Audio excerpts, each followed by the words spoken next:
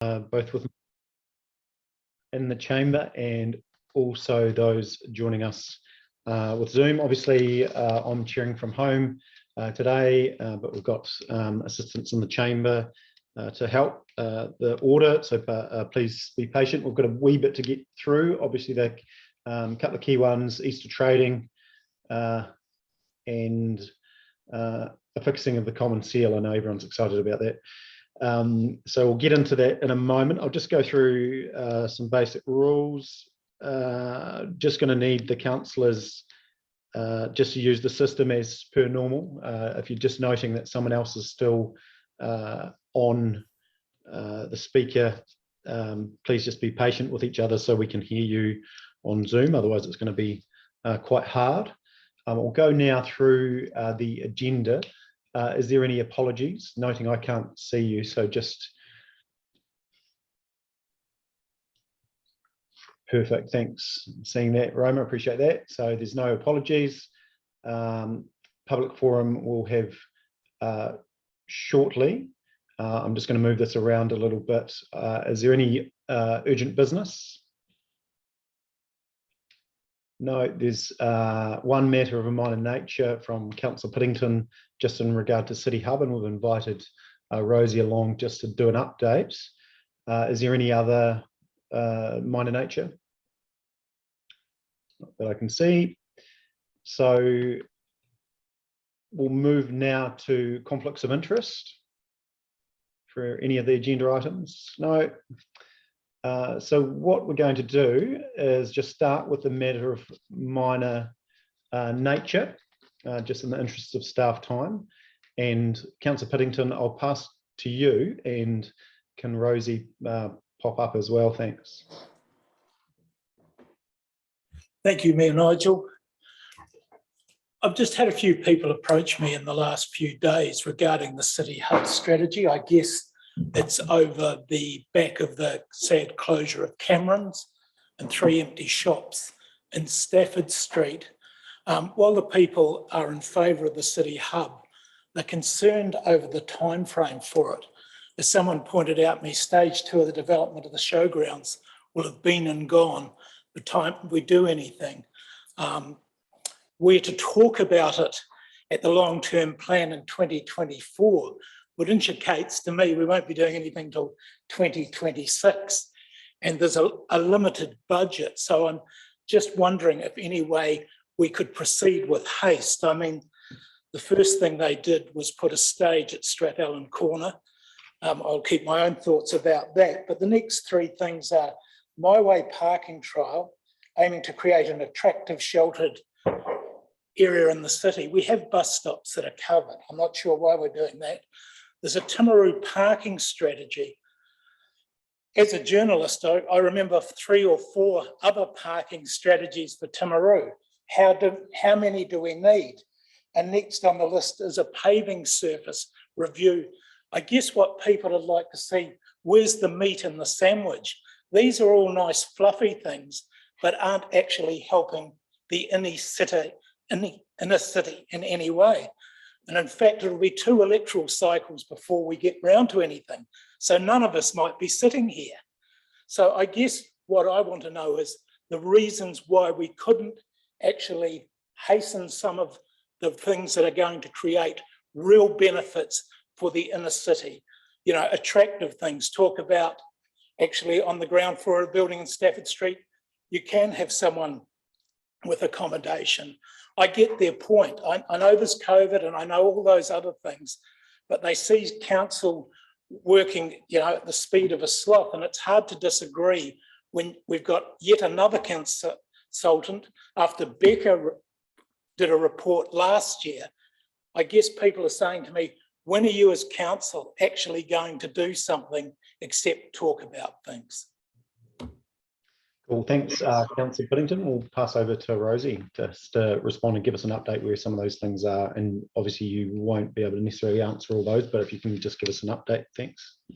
Sure, I'll give an update. I'll do my best and then open to further questions. So the really short answer to why can't we get on with it is the City Hub strategy. The purpose behind it was to counter ad hoc expenditure that chips away at the budget we have available for the bigger strategic moves.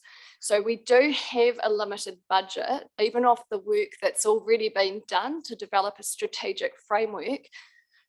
Even those moves which appear obvious, we still wouldn't be able to afford all of them within the current budget. And therefore, and we don't have consensus on what the level of priority is around those big moves. And for that reason, we need an amount of time in which to gather more data and go through the testing in order to prioritize and make sure that we are not ad hoc, we are indeed picking those investments that have the best return for the CBD and for the district. So that's the short answer. In terms of what we're doing with our time and what you might expect to see between now and the long-term plan conversation in 2024. So in May, some information will go to our project steering group, which will come to council in June. And that will include both the strategic framework that's been developed, so the outcomes and the key moves that are proposed. It will also include some very tentative prioritisation around what the bold move trials are that you'll see happen. And those will take place on the streets over the summer that is coming. So there will be some big tactical stuff happening in that window that will create that sense of progress and momentum. The other things that will happen, obviously, in the interim, we have, for example, been able to identify and prioritise getting someone involved to help support the owners of our earthquake-prone buildings. So there are those sort of small moves already on the way that might not be a spatial trial like Strathallan Corner, but in due course, once we have an appointment, we'll be able to do some comms around those things which council's doing in the interim. So that's just an example. So not everything is waiting till 2024. And in fact, if you think back, it'll be November 2023 when council will get visibility of what's proposed. We are expecting to be able to publicise that draft strategic framework with the key moves within the next few months. It's just about making sure that all the right people have reviewed it internally before we do that. And then we'll be updating the website with that vision, with the new brand, and with what's proposed. We're working with CBD Group and the Town Centre Ratepayers Action Group, the Chamber of Commerce and Venture Timaru to find ways to enable businesses and building owners to participate in those interim trials and activities. And we've had, just an example, we've got the Glen Hazelton Saving the Town presentation happening on the 28th of April. And we've had really good uptake of those opportunities for people to come and have a conversation and be involved in the process. So there's a bit of information for you there in terms of what's planned and what we've already achieved, but I'm happy to take further questions. Yeah, just a comment too, that it was made very clear when we embarked on the CBD Hub project that a master plan was required, that we just didn't want to rush in and do ad hoc stuff. It was, yeah, so that's the process we're doing through, is developing that master plan, and it's extremely important that the stakeholders are brought along on the journey with that and have that buy-in, because it is a significant expenditure long term for council, and it will require private investors also to come to the party. Yeah, and that's one of the key, I guess, things that are required to be successful. Thank you. Councillor Piddington. Right at the top, Rosie, you said you haven't got the resources or we haven't put them in the right place. Are we able to change that to actually enhance it somewhat? Yeah, so that's the reason with the current proposed timeline for this project, you may remember that when we come to council in November of 2023, we're going to be offering you and offering the community in due course, when we have that LTP conversation, 2 versions of the master plan, one of which will be within the budget approved for this long-term plan, and one of which will be more aspirational and achieve more of those items which have been identified by a large number of people as desirable. And the reason why we need to do that is because we saw through both the key stakeholder feedback and the wider community feedback on that previous long-term plan conversation that there was a mismatch between how much people wanted to spend and what they expected to get for it. So you had people going, option one, spend 12 million and I want 2 new parking buildings and a shuttle and I want this and I want this. So we do need to have that reality check and revisit expectations. Andrew has pointed out to me, if we want to revisit between now and the next long-term plan, there are the annual plan processes. If we wanted to think about bringing any expenditure forward from year 4 to year 3, year 3 to year 2, and that's where we are already looking. For example, with the earthquake prone buildings role, we know that's a priority now and we need to get onto it. So we're not being shy of expenditure where there seems to be a strong consensus. Thank you. Just Councillor Payne, one last question and I'm done. Within it, Rosie, there are concerns that we have only put 33 million in. And for some reason, people think the main street still goes from North Street to the Loop Road. Are you having some strong conversations about where the money's being spent? You know, where your retail hub will be, as opposed to stretching it over that sort of distance? Yeah, 100%. Yep. And not just thinking about, well, where would you consolidate retail, but where would you want residential? You know, what are the access points? Because it's not just about channeling all the money to where your retailers. It could be about improving how people get to the CBD or how you connect the CBD to the water. And that's absolutely it. So we will be coming back May for the project steering group, June for council to share the framework. But as I say, even those things which seem obvious are by their nature expensive. They're infrastructure projects. So it's a conversation I can't preempt, but it's a conversation that we are planning for. Yeah, we're also, of course, having conversations with the planning people in regard to that residential side of the CBD, which we see is quite important to actually get people and create that critical mass that's in the CBD. So, you know, as you mentioned, Councillor Piddington, about, you know, residential on ground floors, that's certainly still an option, but that will be discussed during the new district plan process. Thank you. Councillor Booth. Yeah, thanks, me, Nigel. I tend to agree, obviously that there is some urgency. Unfortunately, it's just been left and kicked down the road, and here we are now. We're only just picking the ball up, and it is actually very important that we get the strategic plan actually sorted out and get a clear direction where we're heading. So it seems as if we've only actually just started, we're getting boots on the ground and actually starting to delve into design and et cetera. So while it's quite disappointing to see what's happening in the CBD just right at the moment, and there's a few victims, there's perhaps going to be a few more. So yeah, it is actually, I probably, to back up the guys here, that it actually is happening, and it would be great to pull it forward, but we actually need to do the job and get it right at the start. Thanks, Councillor Booth. Councillor Gilchrist. Yeah, I completely agree with Councillor Booth. And Stuart, it might appear that nothing's happening, but actually there's lots of work being done. So there's lots of work getting this strategic plan sorted out, finding out what the community and what business, which is kind of Alan's role and mine with the community advisory group, finding out what the community and businesses actually need, rather than doing this ad hoc stuff where we go, oh, let's just go and build something here. So that's why you haven't seen anything be built. There's nothing whiz bang and flashy being built out there, because we're not actually ready for that yet. But that doesn't mean that nothing's happening. There's been really good engagement from the community, and I'm sure Councillor Booth's found the same, great engagement with businesses and the commercial sector. So I think you can rest assured things are happening, even though nobody's seen anything new being built. Kia ora, thanks. Councillor Gilchrist. To that, I think when we come to you in June with the overview of the major trials that are planned between now and the following November, as councillors, you'll very much have something that you're all able to talk to the community about when they're asking you for what's being done. And I appreciate we haven't been able to arm you with that to date, but you will get that in June.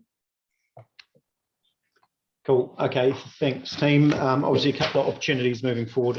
In your plan, we can discuss some of those key roles, movement of budget, also conscious that we're balancing, the long-term plan last year, balances all projects, financial strategy, etc., and affordability of doing all these. So we will now move on. Thanks, really valuable discussion. So I just want to get to confirmation of minutes held, so that's 7.1, page 6, on the 22nd of March. Let's confirm those. Can I have a mover, thanks, and a seconder? Cool, thank you. I can't see them, but I know that's been recorded, so put the motion to the floor. Those in favour, please say aye. Against, carried. And if there's someone against any motion, if you could just let me know as well. Thank you, team. So we're going now to reports. 8.1, fixing of the common seal. Can I have a mover and a seconder for that, please?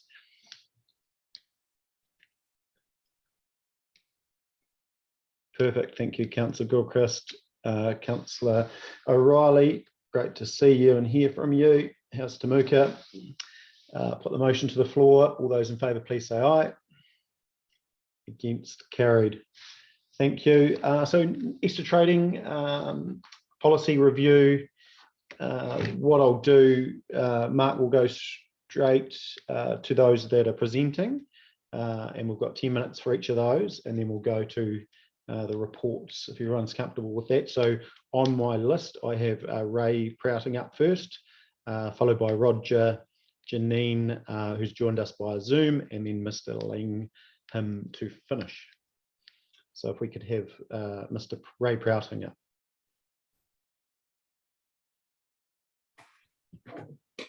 Well, thank you, Mr. Mayor. Thank you all for allowing me to speak today and give my reasons why I should be. Okay. You take a seat if you like, Ray, and feel free to relax. And you've got 10 minutes, and feel free to leave some time for questions from the team. Yeah. This book is the Holy Bible. It's similar to the Bibles you see in most hotels and motels in over 200 countries around the world. The modern part was written over 2,000 years ago and has been proven accurate and truth. It explains about God who created the heaven, the earth, the universe, and everything in it. The modern part, the New Testament, explains about Jesus Christ, God's Son, and him crucified and rose again on the third day.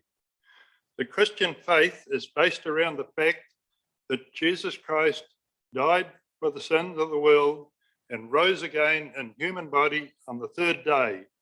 He died on Friday and rose on Sunday. This is the fact that gives eternal life. It is the most important day of the Christian calendar. I know you're all aware of Jesus Christ because the date today is the 5th of April, 2022 years since the year Jesus was born. And that's what BC and AD mean. So trading on Easter Sunday is a major insult, not only to the Christians, but most New Zealanders and lots of the overseas visitors.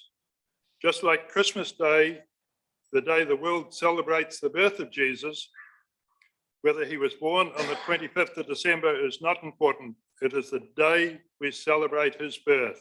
So help me God. I do not apologize for speaking the truth, but why should the staff be first forced to work on the day when you will have the day off?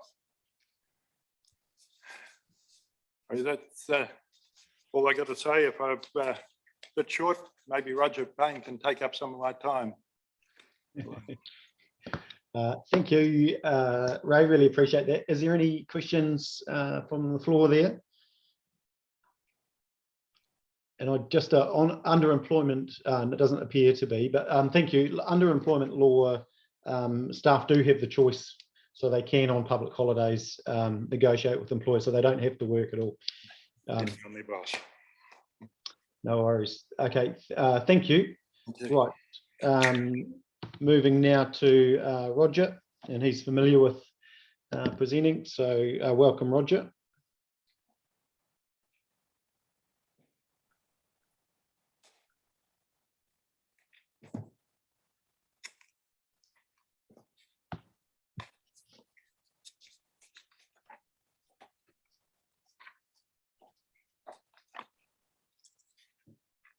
And just to actually emphasise that point, I do know businesses that close just because their staff do know employment law and choose not to work on those specific days. So it is quite well known people's rules. So, Rod, do you look ready, or pass on to you whenever?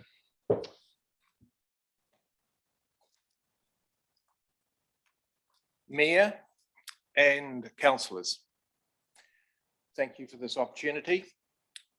We're here today, as I understand it, to address the main issue of why is it that this council is so far out of step with the rest of New Zealand's councils when it comes to the issue of Easter Sunday trading. This actually is a very important point in the public interest because of our long-standing Christian heritage and Christian culture. I've tried to make the point that there would have to be a very good reason for this council to be out of step with the rest of the nation. Our neighbouring councils, Ashburton, Waitaki, all do not permit Easter Sunday trading apart from the exemptions. And those exemptions are quite generous because it involves accommodation, restaurants, cafes, garden centres, dairies, and fuel stations. So anybody that wants to move about and enjoy the beauty of our countryside here in South Canterbury are free to do so. I've taken the chance to review what submitters have said, the written submissions, and the ones that are trying to say that we should be closing, no, sorry, the ones that say we should be opening the businesses on Easter Sunday come down to basically 1 or 2 points. And the main point that they have made is that businesses should be free to exercise choice. Well, anybody that says that about Easter Sunday needs to reflect on the fact that they don't have such choice when it comes to Anzac Day or Christmas Day or Good Friday. So why the issue of Easter Sunday?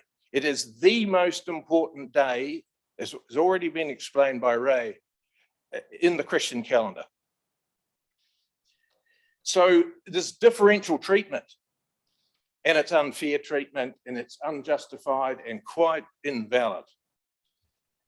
The only other point that they seem to be making is that travellers expect open shops. Well, do they?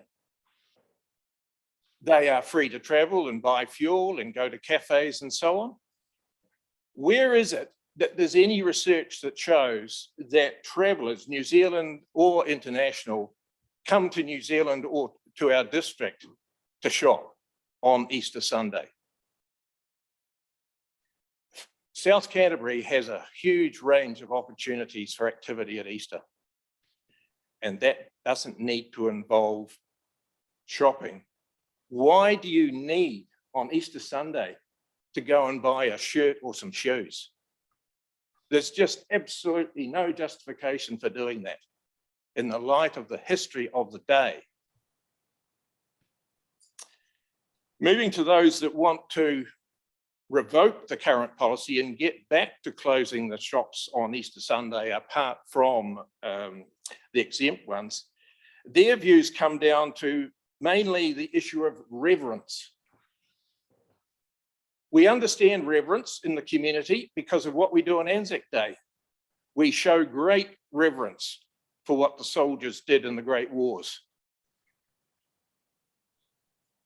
But we need to profoundly show reverence for the Christ because he is the only one, the only person that's ever been resurrected.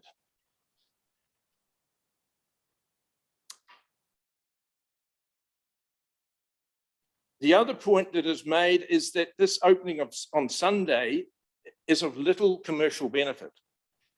And that has to be true, because of my own experience here in the district, going back to 2018, 2019, the 2 years just after this policy was established to allow the shops to open. 2018 was a very sunny day on Easter Sunday. 2019, it was a wet, damp day. And I parked my car at one end of Stafford Street and I walked the entire distance on one side and then returned on the other. And what I found was there was hardly any shops open. There was hardly any people in the street. There were hardly any cars. And the whole place, regardless of the weather, was cold and gloomy, and it was just an awful shopping experience. Such a limited range of shops. And what was the point of it? What was the purpose of it? When I drove home via Timaru, I just couldn't believe how sad the little shopping area of Timaru was on Easter Sunday on both 2018 and 2019. The place was dead. And yet this council had permitted the retailers in Timaru to open.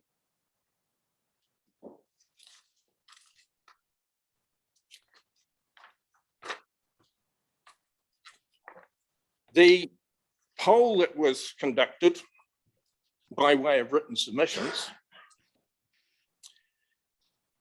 ended up with quite a small number, more than last time, but interestingly enough, the majority is for leaving the shops closed apart from the exemptions.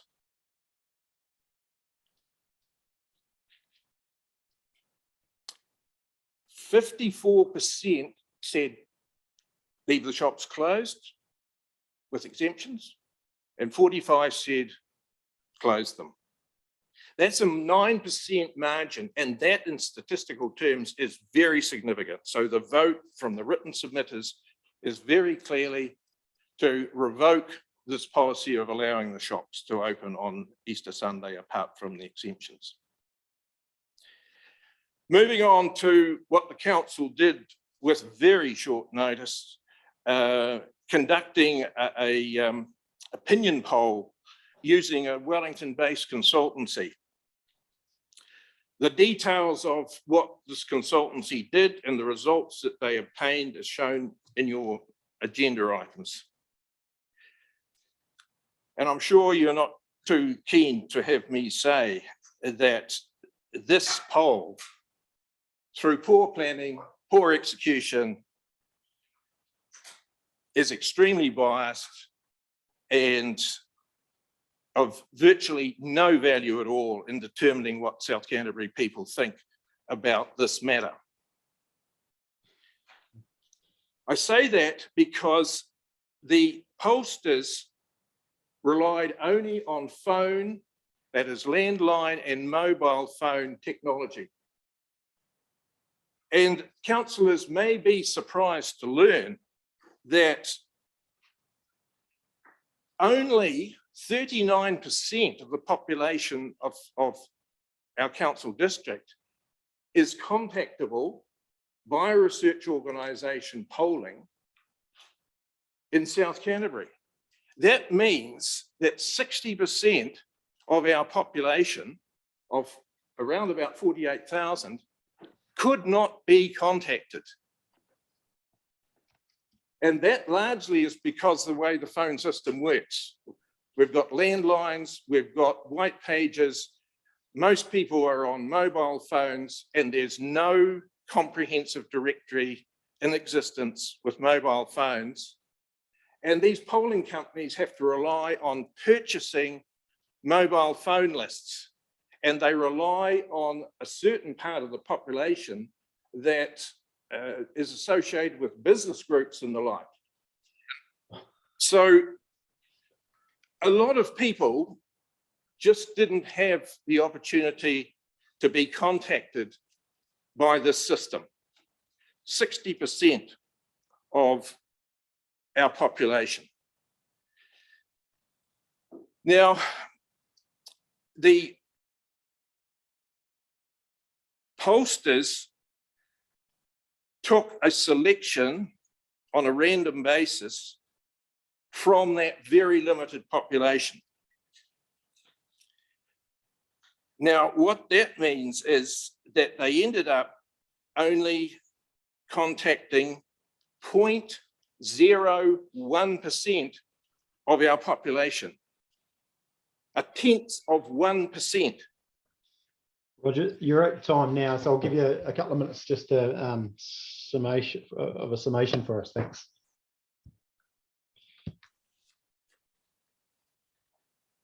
We come to the actual results. And I think it's absolutely astounding to read that when the people were contacted by phone and asked the question, did they know about what Parliament had done and what local government had done by way of Easter Sunday trading policy? I can't go through all the results because there aren't time, but one of the most significant ones is that 86% of our population under 40 said they had no knowledge of what central government had done, and one more percent, 87% said they had no knowledge of what local government had done. And then, having expressed that ignorance, they were asked about their views on Easter Sunday trading. And the question was too simplistic. It was just a question about, do you allow the shops to open or don't you? There was no reference whatsoever to the issue of exemptions, and there was no information given about what other councils had done. And there was no information provided about the rules for Anzac Day, Christmas Day, and Good Friday. A person that is ignorant of such basic facts should not be put in the position of being asked to respond to such a question. They just don't have the knowledge. And therefore, this whole poll is fatally flawed, statistically irrelevant, and has only one use, and that's to be put in a rubbish bin. Righty, let's wind up. Is there just 1 minute to finish, and then if there's any questions from the floor, because we do have other people waiting to talk. The notes that you have been given following these results mentions that the decision on this matter is to be made before Easter of this year. Well, many of you will know that I started the process to bring about this debate 2 years ago. And then when I reminded council a year later about the matter, in February of last year, I was told within this meeting by the chief executive at the time that research would be conducted. Well, a whole year went by, nothing was done. And then when I put the pressure on to get this research done, it was done at very short notice, and apparently, and I've discussed the details of all of what I'm saying with the director of the polling company. It's a subject that I know a lot about, being heavily involved in market research over the years. So it's a sad thing that such an important matter is being rushed right now as I'm put under pressure. I think it's very unfair that I've been put under this pressure to rush through this, because this is not a casual matter. In the notes, it says here, the status of Easter Sunday as a Christian celebration was relevant only to parts of the New Zealand population. Well, that's not fair comment. And I'd love to have the chance to explain why. And then there's a graph on page 44 that talks about the spending over the Easter weekend. Well, the interpretation of that graph is completely wrong. It says nothing about what happens by way of spending on Easter Sunday. It talks about the whole weekend, which can be a 5-day weekend because some schools are closed on Easter Tuesday. But what is interesting is after all these claims about Timaru district being an attractive shopping centre for locals, New Zealanders and other parts and internationals, is that the internationals way back in 2016, 17, 18, before COVID, were spending virtually nothing here. And the same goes for people in the rest of New Zealand, virtually nothing. It was local people keeping the spending going. Alrighty, thanks, Roger. I'm going to stop there. We've got some councillors wanting to ask some questions, and we are using Mr. Prouting's time as well, which is great. So I'll go first to Councillor Piddington. Councillor Burt. Apologies, and we'll just when we talk to the report, etc. later, we can discuss the poll, etc. at that time. But Councillor Burt, to you. Thank you, Roger, and thank you for your, I know you're very fervent on this, and have you, and thanks for bringing it to us. You've given us a lot of statistics, so just wondering, do you know out of the 67 district council TAs, how many are actually for Sunday trading and how many are against it? I don't have the complete list, but the main ones that engage in Easter Sunday trading are Queenstown and Rotorua. And when you take them out of the numbers game, along with a few other places that that allow Sunday trading, such as Central Otago and Mackenzie and one or two places in the North Island, you end up with the great majority of New Zealanders, I think it's something in the order of 90%, are subject to living with no Easter Sunday trading, except for the exemptions, which are very generous. You can do everything from travel, buy fuel, buy plants, go to coffee shops, etc. So, yeah, thank you. So my understanding at the moment is that there are 43 out of the 67 are all now in favour of Easter trading. And that includes, obviously, though, the key strategic ones that were obviously around the obviously tourism and what have you, and hold that specific reason for it. But so there is an overwhelming number of councils now, and I know we may be, as you say, out of step with our local ones. However, we are actually following, I think, a trend, and whether that trend is right or wrong, that's something that we obviously be maybe challenged later on. It's the big cities that throw out your comment, because our biggest population, as you know, is Auckland. And if you want to talk about diversity in a population, I know it's been claimed around this table that one of the reasons why the council went for the policy that it's got 5 years ago was the subject of diversity of our population. Well, we're nowhere near as diverse as many other councils, particularly Auckland. Like Mackenzie counts for so few people compared with Auckland. Auckland is very, very diverse ethnically and in other ways. Like there's more Koreans, for example, in Auckland now than there are Maori Pacifica people. We are out of step beyond all doubt with the nation on this topic, which is so important to many, many people in South Canterbury that never had a chance to be involved in this telephone poll. Thank you, Councillor O'Reilly. Thank you, thanks, Roger. I thank you for doing the observation in 2018 by walking the main street of Timaru and observing Temuka being closed. With this, it's freedom of choice, isn't it, that people wish to open their shops and close their shops. So I think that was a fair fact that day that people chose not to open their shops. So we're, as you said, we're a diverse country, we're a diverse town. That to me sums it up, the fact that it gave them the choice whether they opened or not. And and I thank you for that information. It was rather handy to have. Thank you.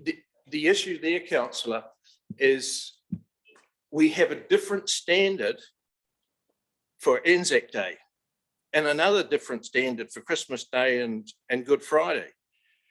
So I don't think the argument carries any weight at all, because otherwise you can be accused of saying you're advocating an anti-Christian sentiment. You're picking on the resurrected Christ Day, but giving favour to the reverence to our soldiers. Now that's unfair. And it must be that this is anti-Christian sentiment, which should not be in our community. Look at the skyline of this city here. Look at the amount of money that's been spent on restoring places like the Basilica and St Mary's and Chalmers. There's just no need to come to Timaru to buy a shirt or some shoes on Easter Sunday. That's why they choose not to. So Well, why open the shops? Why not give the staff a holiday? You proved the fact that they weren't open. On the second day, because it was raining and it was cold, I called into a coffee shop in central Stafford Street, 2 o'clock in the afternoon, 2019. At 2 o'clock, the shop was closing. The coffee machine had been turned off. I was told that I couldn't be served. There was no foot traffic, no business. They'd sent the staff home. They were losing money. That's only one anecdotal situation.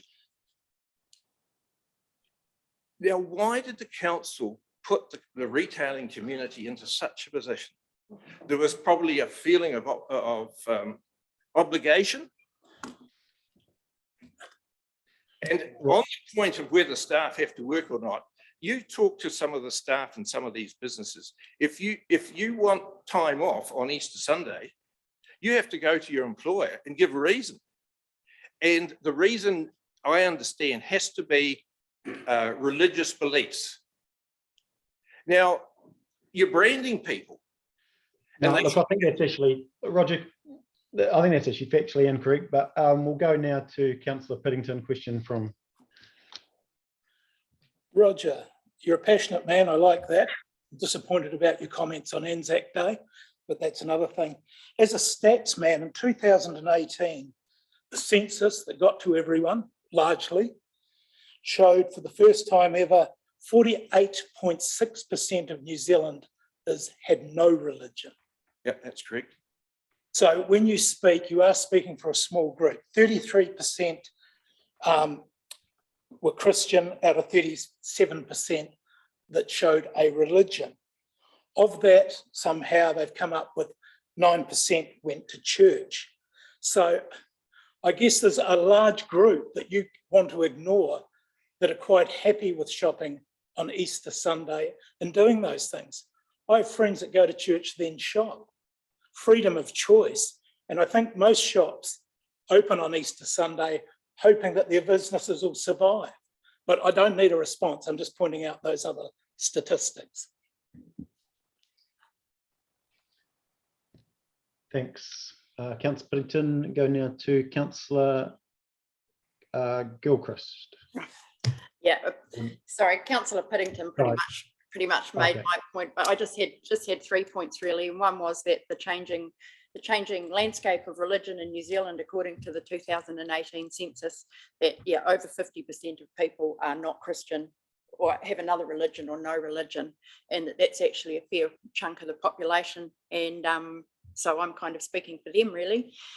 Second, that being allowed to open, it doesn't mean you have to, it just means you can. And as Mayor Nigel pointed out, staff don't have to work.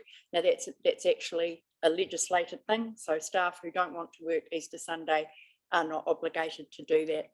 And also just to Councillor Burt's point, we are in the majority of councils who have an Easter trading policy. And maybe some of the reasons some of the larger towns don't have them is because those are places people get away from at a long weekend. Smaller towns are places people go to for a long weekend, and we're a smaller pace, and I'd like to think people would come to our towns for a long weekend and leave some of the bigger towns. So my three points and 3 cents worth. And thank you very much for your. Awesome, thank you. Thank you to the council team, and thank you, Roger, for your presentation. We'll move now to Janine Adams. We've got Janine joining us via Zoom. Welcome, Janine, and we'll pass over to you for your 10 minutes. Thank you. Wonderful. Thanks, Mayor Bowen, and thank you, councillors, for this opportunity. Many of the points that I'm going to raise have been touched on already this afternoon, but I think the key thing Mr Payne outlined earlier, he felt that the Timaru District Council was out of step with the community and the rest of New Zealand, and I would actually advocate that the Timaru District Council has been progressive in this area, adopting this policy 5 years ago. And to the best of my knowledge, this policy has worked really well over that 5-year period. There have been no issues with the policy, no serious problems. It seems to have worked quite well. And I think the thing that needs to be emphasised here is the policy is about choice. It is not forcing retailers to open, it is not forcing people to shop over that period, but it is giving retailers a choice to open on that Sunday.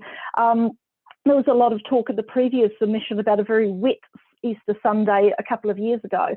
Well, I would put it that on any wet Sunday, in any part of the year, you would find cafes and retailers closing up on that day. Just because it was Easter Sunday, I don't think there's a correlation there. And I think Councillor Gilchrist had a really valid point that our district is one that people get away to for an Easter weekend. We know, particularly through the COVID period now, people are looking to get away and to get out of the bigger cities and to relax and rejuvenate. Shopping, rightly or wrongly, has become potentially a leisure activity for many people. And there is an expectation now when you head to a destination that you are able to shop and get the needs and wants that you desire. The Timaru district is trying to position itself as more of a destination for people to come to. We have a great catchment that comes through from Christchurch, also up from North Otago, and it's important that we're able to meet the needs of those visitors coming into our district. It helps enhance things, particularly with the added layer of the situation since COVID. We have businesses that are really struggling. Something I'd also like to make a point is, although our bricks and mortar retailers may or may not be restricted by this policy, online retailers have no such restrictions. So people are still able to shop on Easter Sunday online, and it very much hamstrings our retailers if they're not able to compete head to head with those retailers as well. There's also been comparisons made with Anzac Day and Christmas, and I think we need to focus really on this particular day. That's the one under discussion. We know that the trend is that we are increasingly a population without religion. The 2018 census was mentioned, and we mentioned that in our written submission, and that is an increasing trend from previous census results. We know that that's going more and more. So the trend continues that we are becoming an increasingly secular country. We are a diverse country. Whether our region is as diverse as another region, I don't see as a major issue at all. We still need to embrace diversity and recognise it. There are many major religions around the world today. In New Zealand, we still recognise the Christian traditions, and I think it's important to respect those. But many people now see those, some of those days as more family days rather than days to observe a particular religion. So all in all, it is an important day for retailers to be able to have a choice. There was some talk as well about the number of submissions that were not in favour of continuing the policy. However, as Geraldine NZ, we're the Geraldine District Promotions and Development Association, we have a membership of more than 110 members. We have more than 50 retailers in Geraldine. So while we're one submission, we speak for many. And our members most definitely would like the choice to open. Many of them indicated that at this point in time, they do not take up that choice to open, but they still find it very important to have the choice. Things may change for them personally in their business in the future, and to not have the choice they feel is very unfair. So thank you for the opportunity to speak, and if anyone has any questions, welcome to take them. Thank you, Janine. Questions for Janine, team? No questions. Thank you. Thank you. Well done. Appreciate that. So we now move to Mr. Langham. I think Mrs. Langham unfortunately is unavailable through sickness, so welcome Mr. Langham.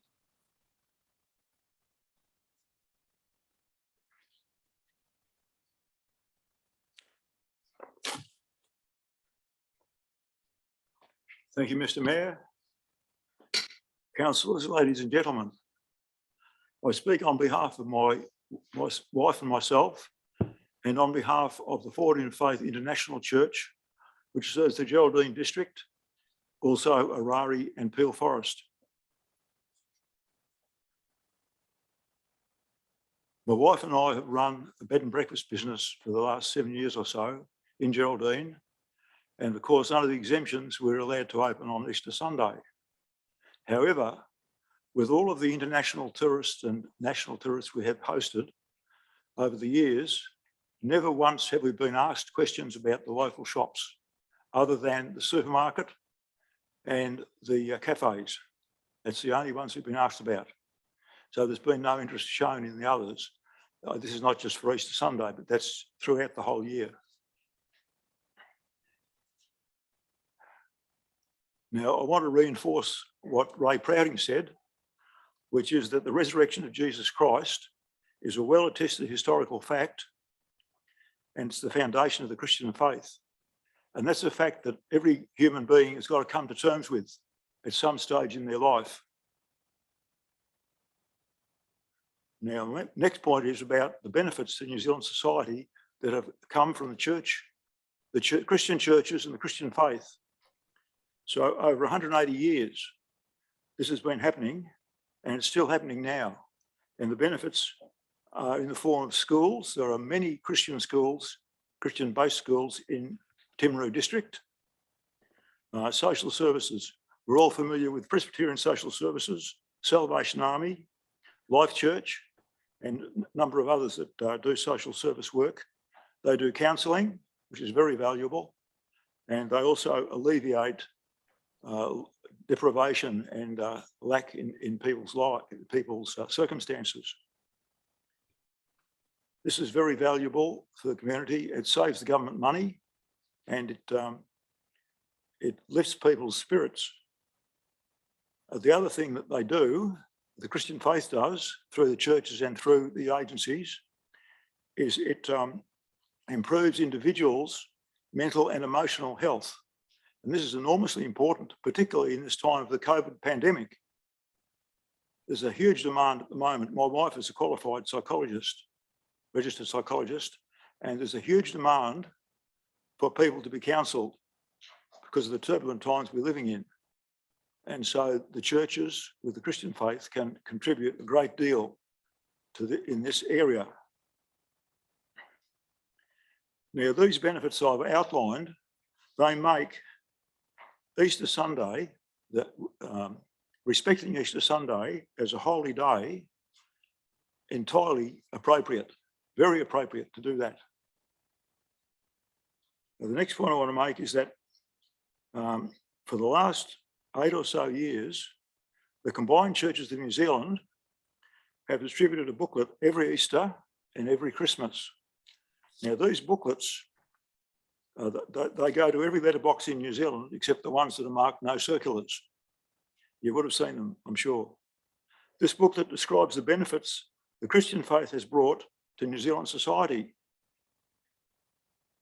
And I've got the current one with me here. So I'm going to leave copies of that. You're very welcome to take a copy. This is the latest one, so I'll leave that when I go. There are 40 copies there, so that should be enough for everyone, I think.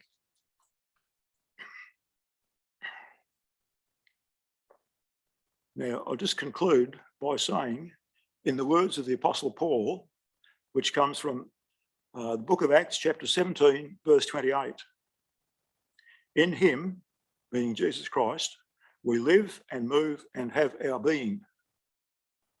That's what I believe, and that's what Christians believe. Thank you, ladies and gentlemen. Thank you. Hold on just one moment. We might have some questions. Is there any questions from the team? No questions by the looks of it. No, thank you very much. And we'll distribute, one of the team will distribute that shortly. Appreciate that. Alrighty, so that is the last of our submitters. So we'll go back to the agenda and we'll welcome the officers up just to talk through the first report receiving, and then we'll move on to the second report, which is decision time. So welcome, I think we've got, yep, brilliant, Mark and Steve, thank you. Kia ora tātou. Thank you very much. And you've got the report there in front of you at the moment. A couple of key points that I would like to make is thank you very much to those people that have come along to submit to us today. It's always great to see democracy in action, and great to hear the passion around the room as well.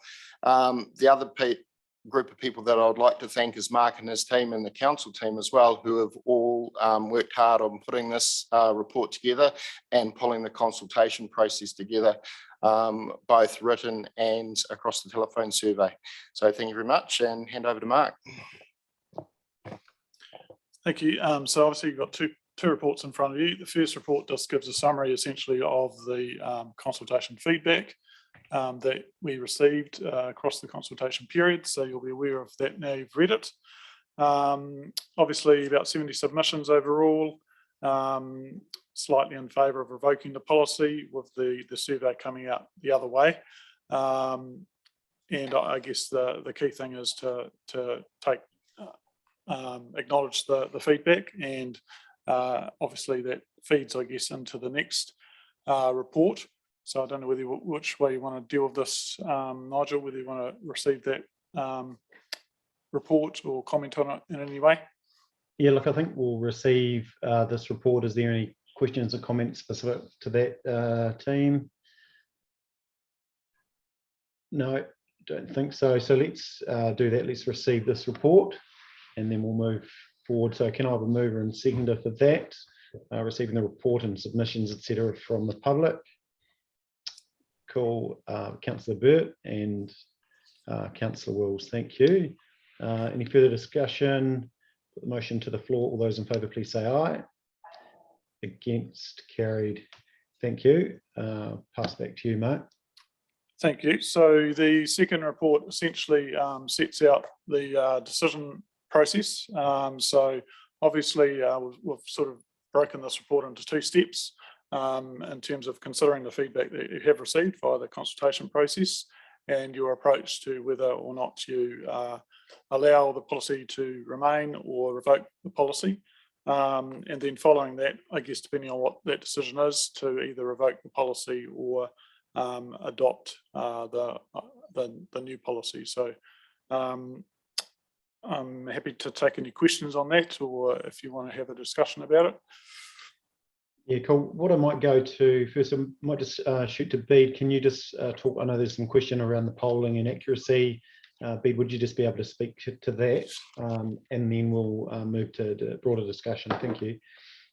Oh, thank you, Your Worship. So, look, the polling was conducted by Curia Research, and when we engaged them, we did engage a research company or house that is a member of the Research Association of New Zealand. And the reason we did that is because there is a code of practice, a code of conduct that they will follow to ensure that the poll is statistically valid and is reliable. We did discuss at some length the questions, and it was very clear that the issue was whether or not was regarding the policy as set out in the legislation about Easter trading, shop trading on Easter Sunday. When speaking with the Curia team, what I was advised, and there was discussion, the number between 1,000, which is the number you'll hear often up and down the country, narrows the margin of error slightly to about 3 or 4%. The margin of error here is 5% on 500. The advice we got from Curia was that that was an entirely acceptable polling number. I don't have the exact numbers, but understand that they have in the order of about 19 or 20,000 numbers. They select 5,000 randomly, and of that 5,500 are then called. So it's not intended to poll everybody in the district. It's intended to give a statistically reliable sample of the population, and that's how they cast the numbers. They do use mobile numbers in order to ensure that there is a mix, and it is not all just landlines, because they are well aware that in actual fact a number of people no longer have a landline, or if they do, they don't. It's not used as widely. So the research was conducted in accordance with the code of practice that the Research Association of New Zealand require in order to ensure we had a reliable, statistically valid sample that is produced. Your Worship, I'm happy to take questions on that, but thought that context might be helpful. Thank you. Looking just comparative to the likes of a political poll, which we're probably more familiar with, I think we had a sample of 500 here, and a political poll would normally have around 1,000 countrywide. Is that correct? If I can through you, Your Worship, yes, that's correct. I did check that. It is about it is 1,000 they take, and what that does is narrow the margin of error to about plus or minus 3%. The 500 meant we had a margin of error of sort of 4 to 5%. So that was the difference. But you're quite correct. Those national polls for the country are conducted across a sample of 1,000. But the advice we got was that 500 over 50,000 would produce a statistically valid and reliable sample. Great, thank you. And we didn't poll back in 2018 or 2017 when the policy was adopted, did we? So this was not information that we had at that time. I'll check. No, just checking there with Mr. Lowe. No, that's correct. This is the first time we've undertaken an independent poll to determine, to get that perspective, Your Worship. Fantastic, thank you. So we'll open it up now to discussion in and around some of the feedback we've had from both presenters. Obviously, you've got submissions in front of you that you've read as well. Going to Councillor Wills, I've got you in front of me. Also bearing in mind, if we do have a move or a seconder either way, then we'll just go into the rules, and then can we just have speakers for or against, as opposed to everyone having a chance to speak. So I'll go to you first, Councillor Wills. Oh, just going back to the CEO, please, I have a question. Just in regards to the survey, who structured the questions to be put out there as far as the phone survey? Done in conjunction with officers and with Curia Research, but with the directive that we wanted an independent and objective answer.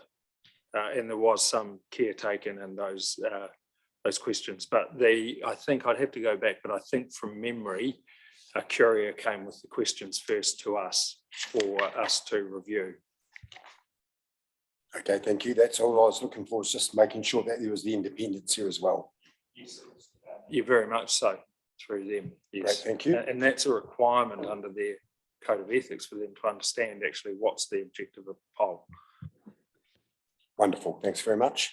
And I'm happy to move option 1 as well, Your Worship.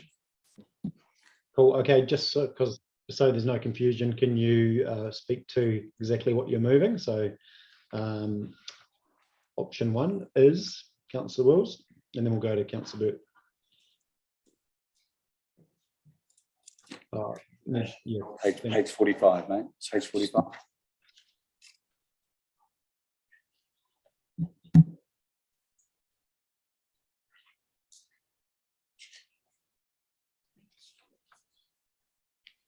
That's right. No, so retaining the current policy. Correct. Yes. Yep. Cool. Okay, so we're going to move it for retaining the current policy. I go now to Councillor Burt. Sorry, Councillor Wills. Thank you. Perfect. Effectively, I was going to second it, but Councillor Gilchrist to my left here has said that she would do that. So I don't need any further discussion. I'm happy with where we've landed in regard to that. Okay, thank you. Councillor Gilchrist, sorry, thank you, Councillor Burt. Councillor Gilchrist has seconded the motion to retain the policy, and Councillor O'Reilly, over to you. Thank you, Your Worship. Yeah, I'd just like to make the point that Easter Sunday is the pinnacle of the Christian faiths and all denominations. And I just put my position as a Catholic, and the fact that, and I do chair the Opahi parish, which encompasses Temuka, Geraldine and Pleasant Point. So I have a role in my life of spreading the word, as you can say, whether it's through example or not example. But I still believe that it is a total freedom of choice. My wife and I go to mass every Sunday, and we then enjoy going out for a meal and things like that later on. It's all part of our sort of ritual, and that's my choice.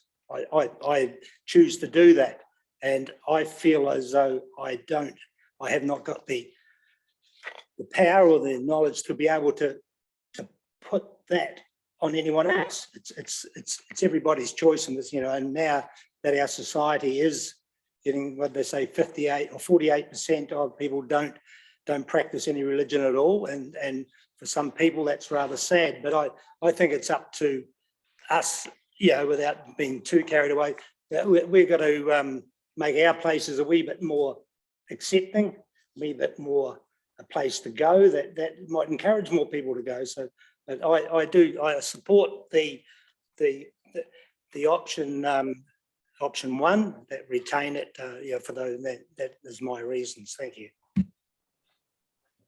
Thank you, Councillor Riley.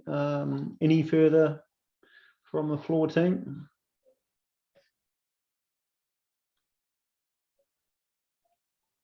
No, that's okay. Look, I just want to draw attention. This is on the employment.govt.website. I think it's just important to know, and maybe it's an understanding of employees' rights, but I know employees now are pretty astute to their rights.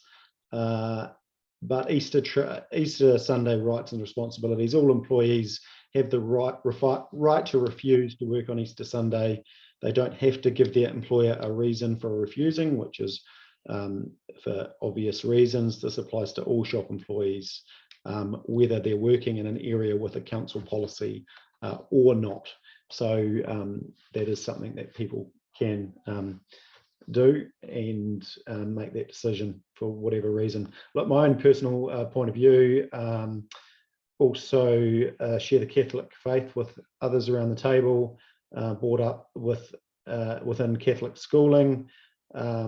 We as a business choose not to operate. For those that aren't aware, we have a restaurant and we choose not to open on Friday or Sunday. We have one year when there was an event in town that requested us to, because it was an event, a car rally, I think, that had come to Timaru, but we won't be certainly this Easter. But I do appreciate that people, both employers and employees, have the right and can make a decision, understanding the importance of this day to the Christian faith.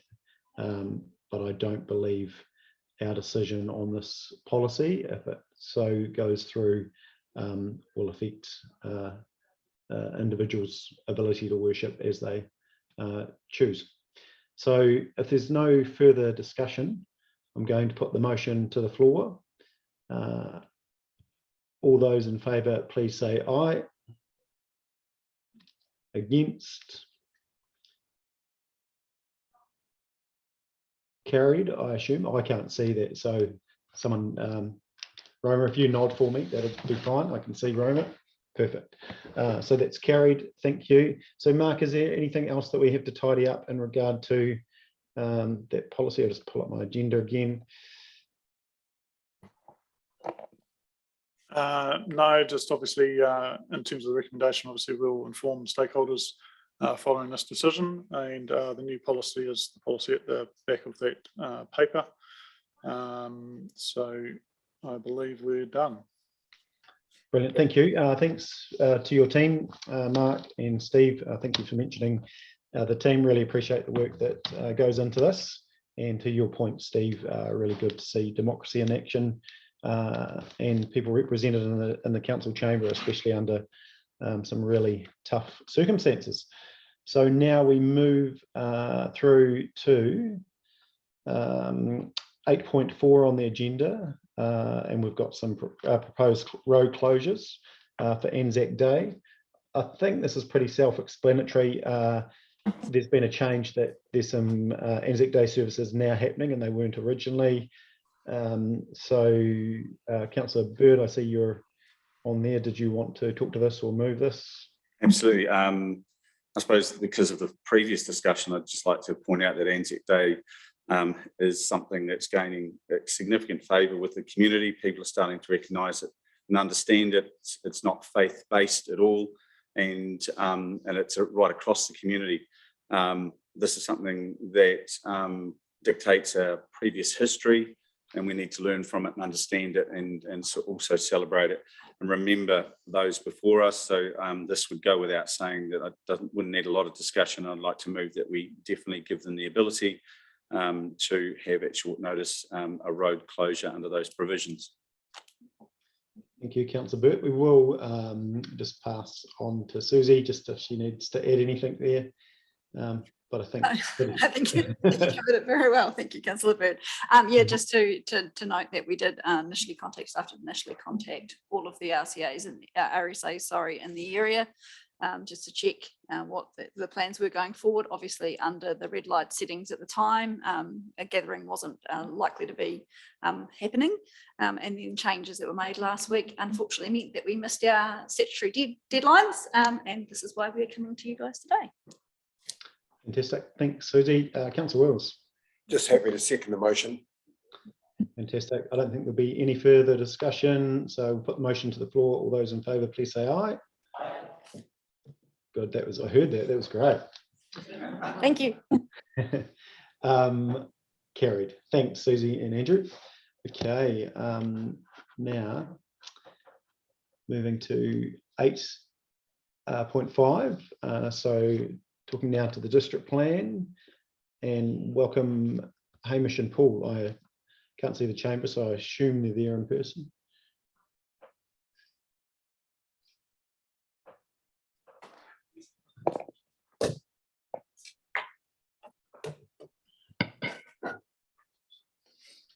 Thank you, Your Worship and councillors. I'll let Hamish speak to the report, but we are reaching a point in the process of the district plan review where some important decisions are getting made about the signals we send to the community and what we're trying to achieve in terms of behaviours relating to land use and affording certain protections to certain things. So I'll hand over to Hamish to speak to the report. Thanks, Paul. I mean, as we know, the district plan has an important role to play in managing land use and subdivision. We're heading to the start of the formal process, which kicks off with notification. That moves into submissions, further submissions, hearings, decisions. And the reason for just outlining that, I'll come to very shortly. So as I said in the previous council workshop, once upon a time when the district plan was notified, everything sort of came into an effect. It's not like that anymore. Typically, it's only when submissions have been through to decisions that we get to that point where rules have immediate, have legal effect. Otherwise, in some ways, they're just sort of sit there. They can be taken into account with when consents are there, but they don't bite, so to speak. The rules don't kick in necessarily. And there are a couple of areas which have been sort of signalled previously where we believe they're critical, and they justify actually having some immediate effect now. Which doesn't mean to say that they still don't go through the same rigorous process as everything else. They still have to go through submissions, further submissions, and it may be that they're changed or altered, but we believe that they're justified. So there's a couple of reports, and we can turn to them in turn. Fantastic. Thank you. Well, let's start with the first one. So immediate legal effects, drinking water protection. chapter. Is there any specific questions for the team in regard to this, councillors? Councillor Burt. I was going to just say that it's a very simple question. Obviously, all this sits under the Canterbury Land and Water Regional Plan, so it reflects all the intent and legislation that governs that effectively. Is that correct? I would answer that by saying we're not looking to duplicate what sits under the Land and Water Plan. So we do cover activities which aren't covered by the Land and Water Plan.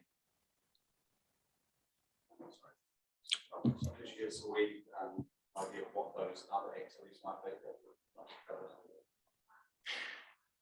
What we cover are quarries. What we're going to look to cover is quarries, camping grounds, and subdivision, and which goes along with septic tanks. So what we're looking to do is having some controls on those activities, whereas the Land and Water Plan covers a wide range of other activities. Thank you. Thank you. For Councillor Riley. Yeah, thank you. Just one, protection of our drinking water significant areas.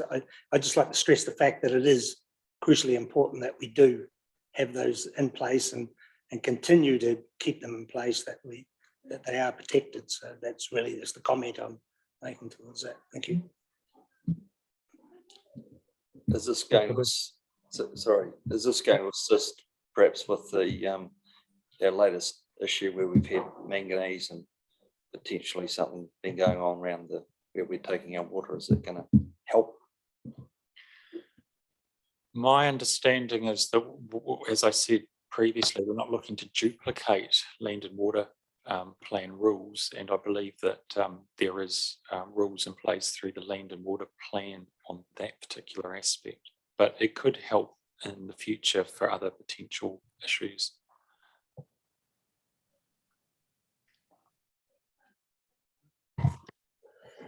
Cool. Anything else there, team? Oh, Councillor Gilchrist, thank you. I don't have any questions. I just think it makes good sense to be protecting drinking water at the earliest opportunity. So I'm quite happy to move that we do apply for immediate legal effect.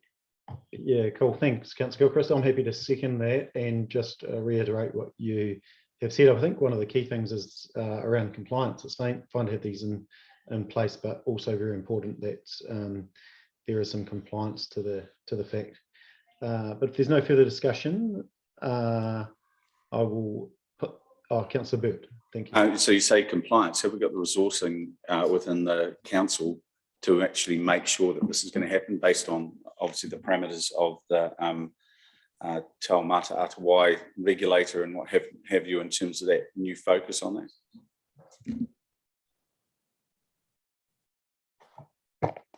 Thanks, Councillor Burt. For the matters that are covered by this particular application, we have a compliance officer within the planning unit who would follow up those inquiries relating to any complaints or issues.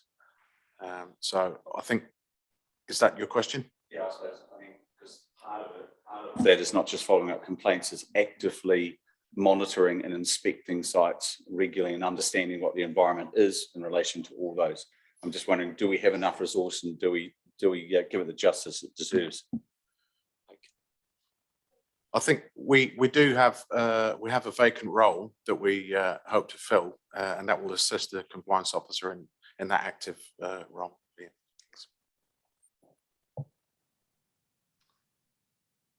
Cool, thank you.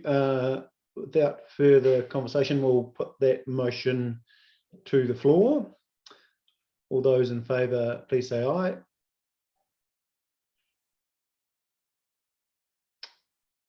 Against, carried. Wasn't as harmonious as the last one. That's all right. We'll move now to 8.6 and the transport chapter. Just to introduce it, so there's been a sort of a sea change in terms of removal of minimum car parking standards due to not wishing to create a separate parallel plan process, we've essentially let the baby be thrown out with the bathwater, so to speak. We're looking to have immediate legal effect around rules relating to loading and accessible parking. So that's for disabled people, which we see as rather important and not something to be left until the submission process plays out. Thank you.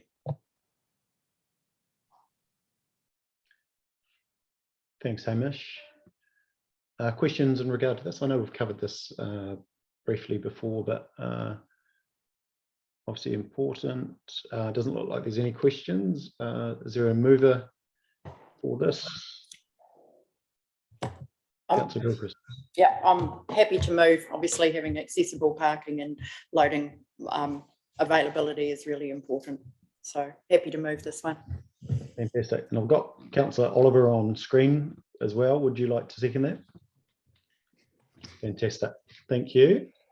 We'll put that motion to the floor. All those in favour, please say aye. Oh, sorry, was that Councillor Booth? Did you have a? Yeah, I just, we're obviously going through a process at the moment where we're trying to, in the CBD, how we try and encourage things to happen, and not get in the way of development, etc.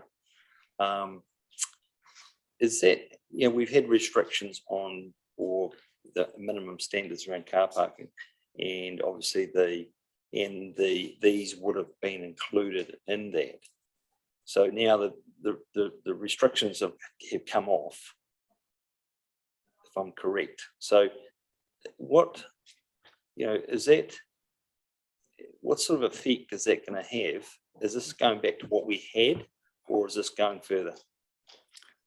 I'm happy to respond to that.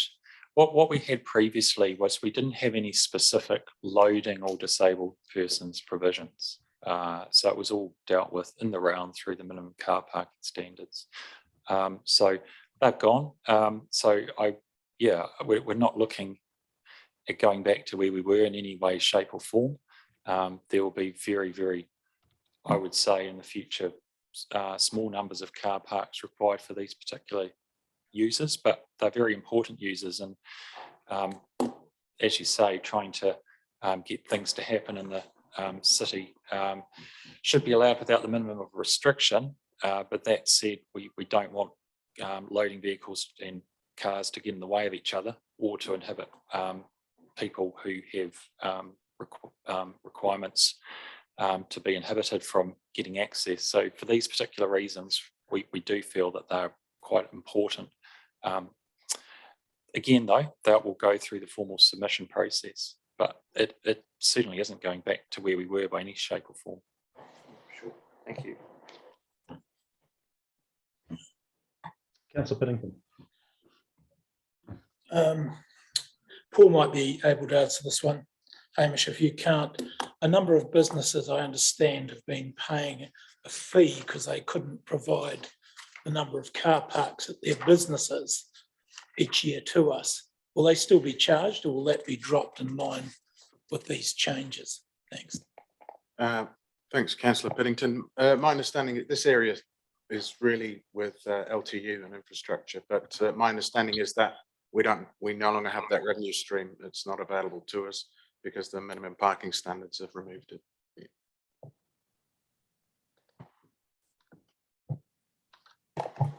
Our infrastructure GM may have a better idea. I'm sure he'll have it front of mind. Yeah. Basically, as the minimum car parking requirements are no longer enforceable, then there will be no cash in lieu, I guess, of providing that car park. So, and that's really what it was about. Where a business failed to meet those minimum standards, there was an option of paying a contribution in lieu of that. So it doesn't apply. Yeah. Any idea what that's worth? It varies very much on year to year. Over a 10-year period, probably looking at around about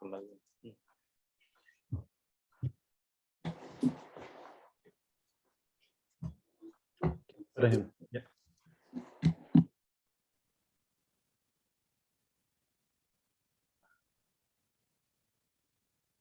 Sorry, Councillor Puddington, you're okay then? Yes, thanks. Okay, thank you. So we had a mover and a seconder. We had Councillor Gilchrist and Councillor Oliver. No further discussion. Put the motion to the floor. All those in favour, please say aye. Against? Carried. Thank you, team, and stay there. So just moving through, we've got no urgent business. We've discussed our minor nature item earlier on. Move now to exclusion of the public. I'm happy to move that. Can I have a seconder? All those, and thank you, Councillor Parker. All those in favour, please say aye. Against? Carried.